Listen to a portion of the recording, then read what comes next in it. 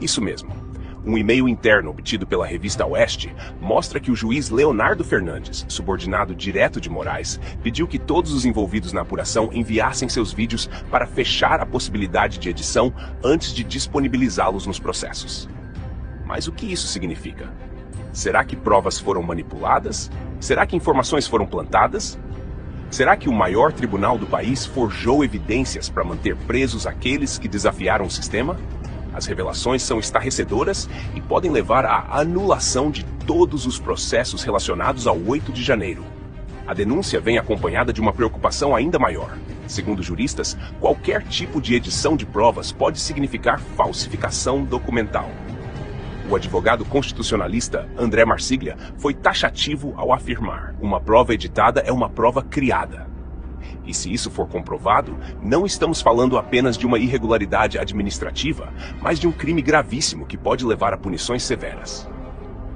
Não é qualquer um dizendo isso, é um especialista no assunto. E pior, a defesa de diversos investigados já se manifestou e declarou que todos os processos do 8 de janeiro são nulos. Afinal, como alguém pode se defender de uma acusação baseada em provas manipuladas? Como pode um julgamento ser imparcial se o próprio STF atuou como investigador, acusador e juiz ao mesmo tempo? Isso tudo configura nada menos que um tribunal de exceção, algo completamente incompatível com a democracia e o Estado de Direito. Se isso se confirmar, Alexandre de Moraes pode estar com os dias contados no Supremo. Mas a bomba não para por aí. Sabe o que é ainda mais assustador? Esse material estava nas mãos do STF desde o início do processo, mas não foi disponibilizado às defesas dos investigados. Ou seja, o gabinete de Moraes segurou provas cruciais até decidir o que fazer com elas. Por quê? O que havia nesses vídeos que não poderia vir a público? Será que mostravam algo diferente da narrativa oficial? Será que alguém dentro do tribunal sabia que as imagens poderiam desmontar as acusações? A revelação coloca o Supremo Tribunal Federal no epicentro de um escândalo sem precedentes. E agora os ministros terão que responder perguntas duríssimas. Se provas realmente foram manipuladas, isso abre caminho para pedidos de impeachment, perda de cargo e até processos criminais contra os responsáveis. E mais, a Polícia Federal e o Tribunal Superior Eleitoral, que participaram das investigações, também podem estar comprometidos nessa história.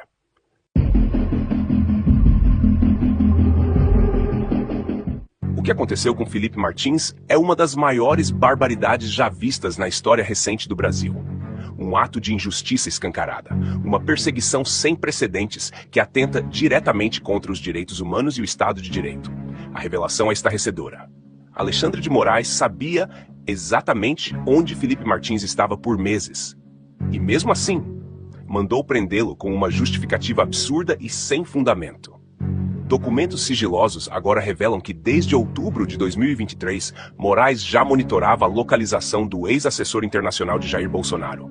E mesmo tendo todas as informações em mãos, decidiu decretar sua prisão com base em uma narrativa completamente fabricada. Mas por que isso aconteceu? Qual o verdadeiro objetivo dessa perseguição? A resposta é chocante e revela um padrão de abuso de poder jamais visto. A pergunta que não quer calar é: se Moraes já possuía a geolocalização de Felipe Martins há meses, como pode justificar sua prisão sob a alegação de uma viagem aos Estados Unidos? Essa é uma contradição gritante que expõe o grau de manipulação que tem dominado as decisões da Suprema Corte. E não é só isso. Documentos revelados mostram que o próprio STF, a Polícia Federal e até a Procuradoria-Geral da República sabiam da verdade. Eles tinham conhecimento de que Felipe Martins nunca saiu do Brasil, mas deixaram que ele fosse preso assim mesmo. Isso significa que houve uma construção deliberada de uma narrativa falsa para justificar sua detenção. Isso é crime. Isso é tortura judicial, perseguição política e um atentado direto contra o Estado democrático de direito. E se fizeram isso com ele, quem mais pode estar sendo vítima desse mesmo esquema? O ministro do Supremo, Alexandre de Moraes, acompanhava a localização do ex-assessor internacional Jair Bolsonaro 3 meses antes de prendê-lo. Decisões do ministro, agora em sigilo, mostram que o magistrado possuía informação de geolocalização de Martins desde outubro de 2023.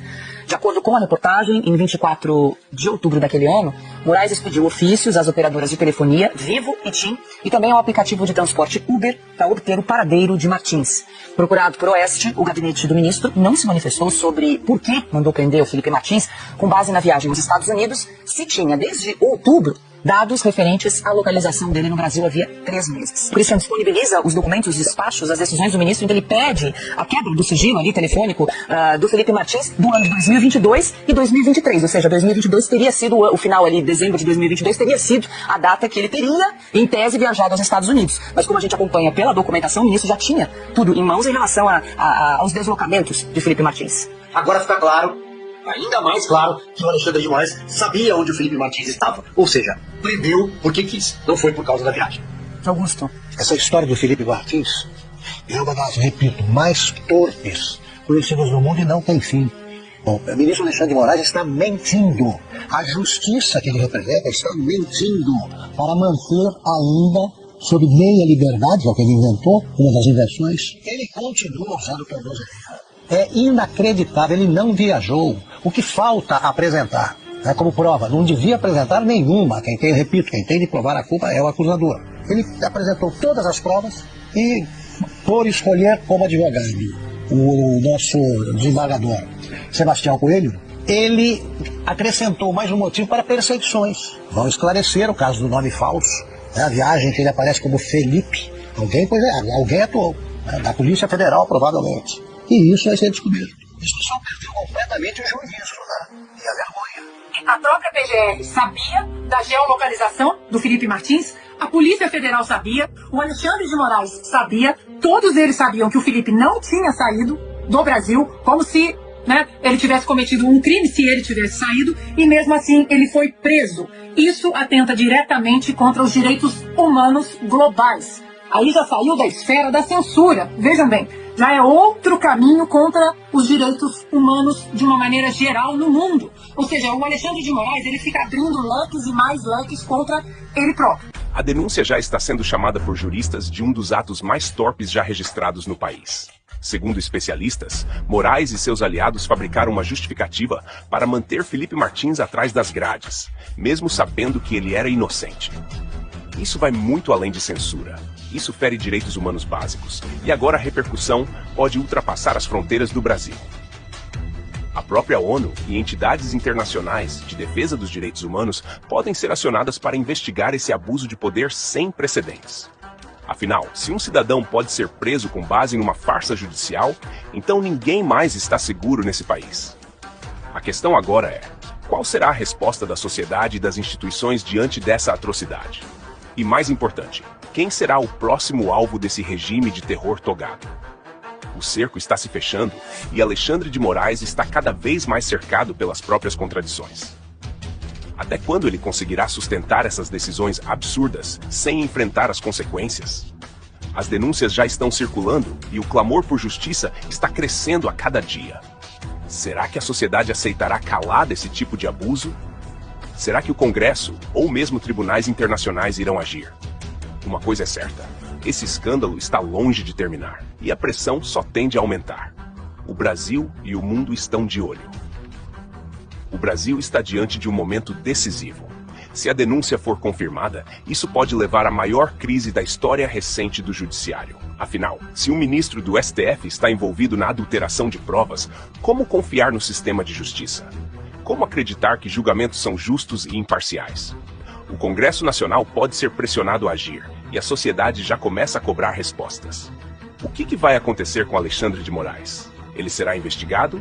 Poderá perder o cargo? Vai responder criminalmente? A pressão está aumentando e essa história ainda pode tomar proporções gigantescas. Compartilhe essa notícia no máximo de grupos do Zap que você puder. Vamos ajudar o Felipe Martins, que está sendo brutalmente